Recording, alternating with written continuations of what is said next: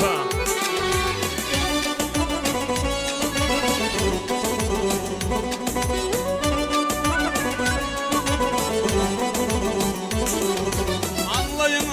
Bahar katın kin karramayı cüzan Gülye durur kin hiç karramayı cüzan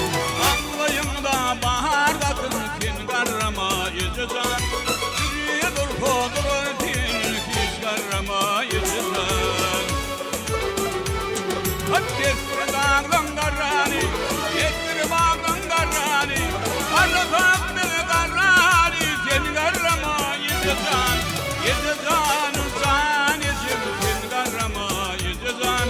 Yedizan saniyecim kiz karrama yedizan Vaqt diýilen zatın barlygy owal ahir çyn bolsa wagtyň daş ýardygydyr bu dünýäde ejem bolsa Beyler Karşılıkın kocaman, karşılıkın kocaman Olup bir de arkada kin karrama yedizan Karşılıkın kocaman, karşılıkın kocaman Olup bir de arkada kin karrama yedizan Kestir bağın karrani,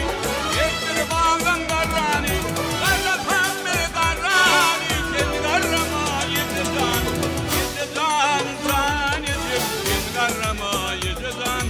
Yedizan saniyecim kiz karrama yedizan Diýselerim seher ýaly ejem bolsa ýanynda kırk çillen sowun bakar ýaly ejem bolsa ýanynda enelemide şöhret şöhret şöhret bolsun Gillerimizde tenatin, geriden beri penatin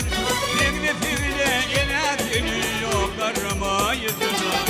Gillerimizde tenatin, geriden beri penatin Teklifimde yenetin, yok karrama yedizan Kestir bağın karrani, kestir bağın karrani Karrafak bir karrani, seni karrama yedizan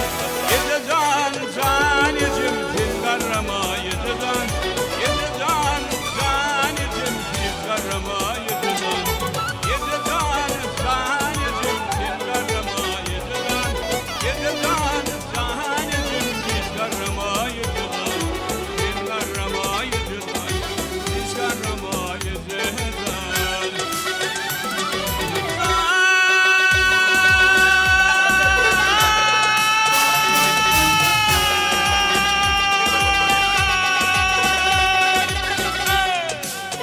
Sağ ol Halife.